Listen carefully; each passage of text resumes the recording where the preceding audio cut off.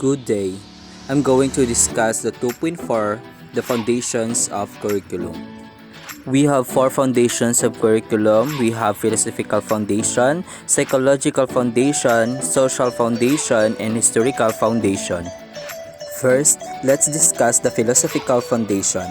In education, educators, teachers, educational planner, and policymakers must have a philosophy or strong belief about education.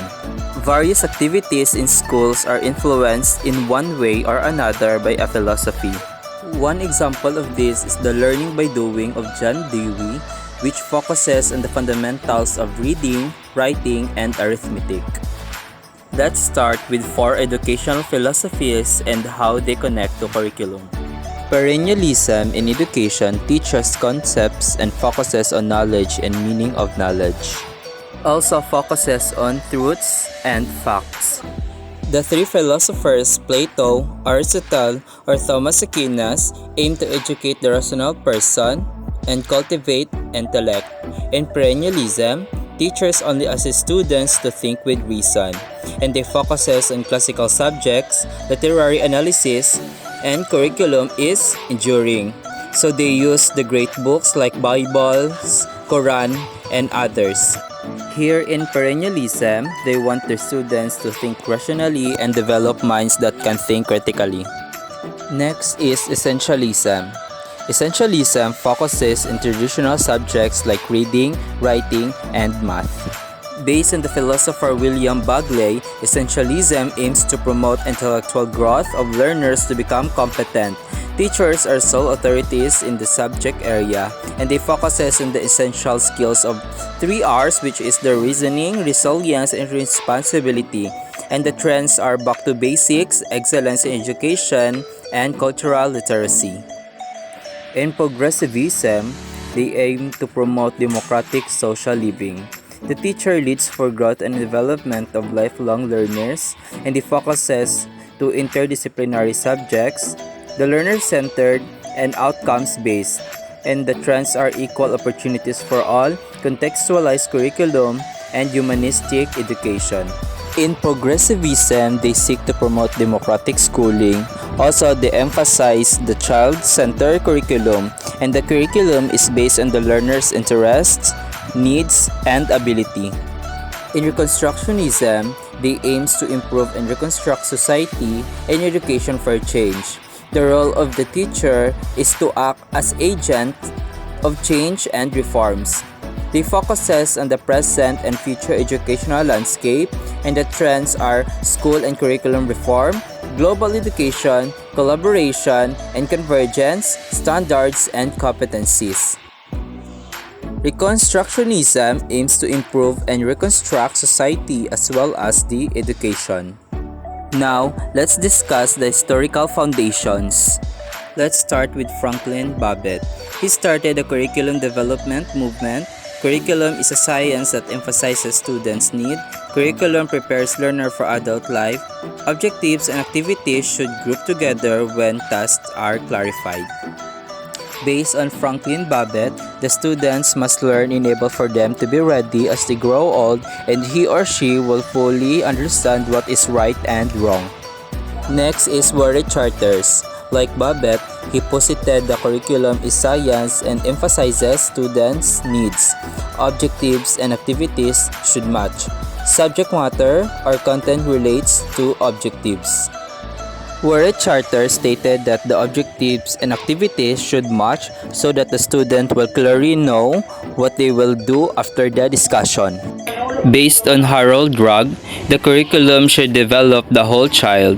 It is child-centered. With the statement of objectives and related learning activities, curriculum should produce outcomes, emphasize social studies, and suggested that the teacher plans curriculum in advance. In here, it emphasizes the child-centered curriculum.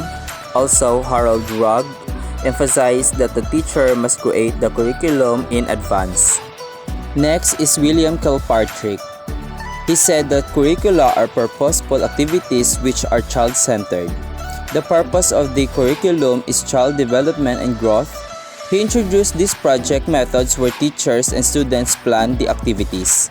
Curriculum develops social relationships and small group instruction. Hollis Caswell. He said that curriculum is organized around social functions of themes, organized knowledge, and learners' interest. Curriculum, instruction, and learning are interrelated. Curriculum is a set of experiences. Subject matter is developed around social functions and learners' interests. Ralph Tyler. He said that the curriculum is a science and an extension of school's philosophy. It is based on students' need and interest. He also said that the curriculum is always related to instruction.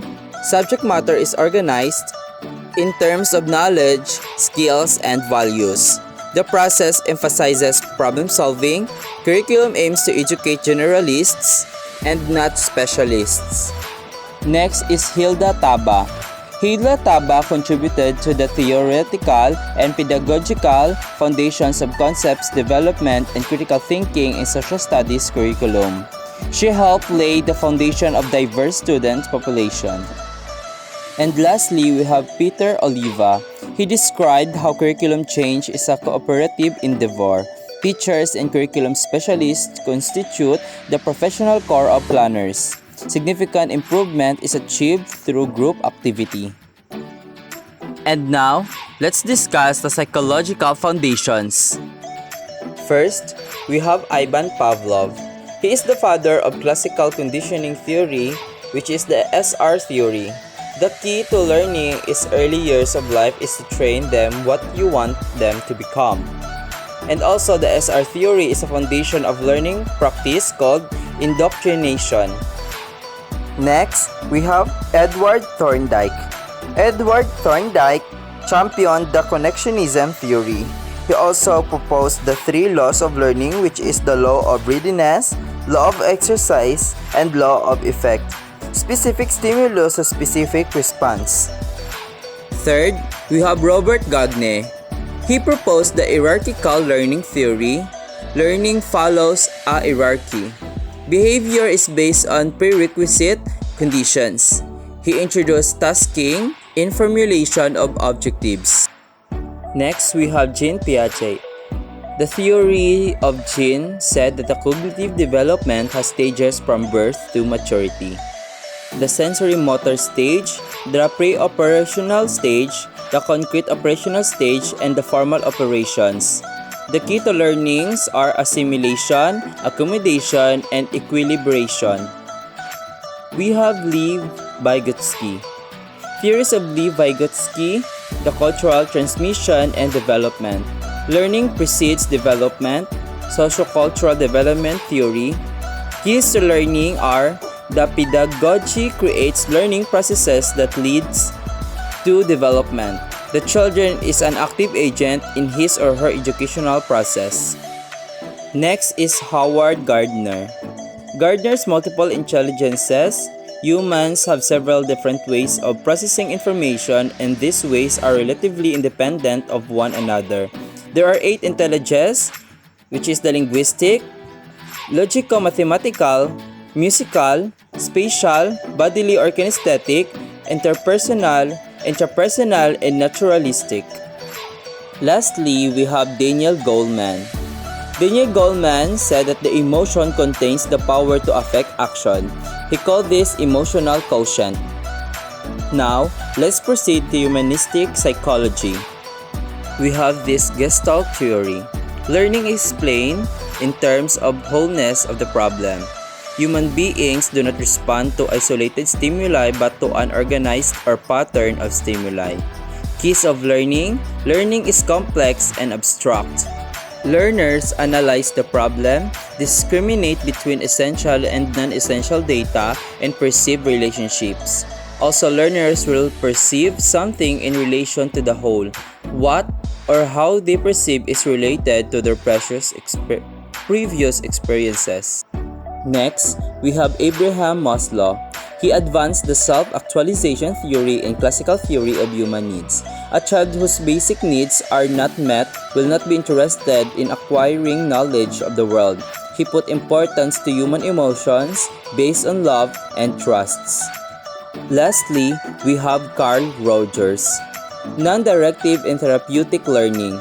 He established counseling procedures and methods for facilitating learners. Children's perception, which are highly individualistic, influence their learning and behavior in class. And lastly, let's discuss the social foundations. We have the school and society. Society as a source of change, schools as agents of change, and knowledge as an agent of change. Next is John Dewey. He considered two fundamental elements, which is the schools and the civil society, to be major topics needing attention and reconstruction to encourage experimental intelligence and plurality. And lastly, we have Alvin Toffler. He wrote the book Future Shock. He believes that knowledge should prepare students for the future. He suggested that in the future, parents must have the resources to teach prescribed curriculum from the home as a result of technology, not in spite of it. For so, schools and students work creatively, collaboratively, and independent of their age. And that's all for today. Hope you learned something from my report today. God bless and thank you.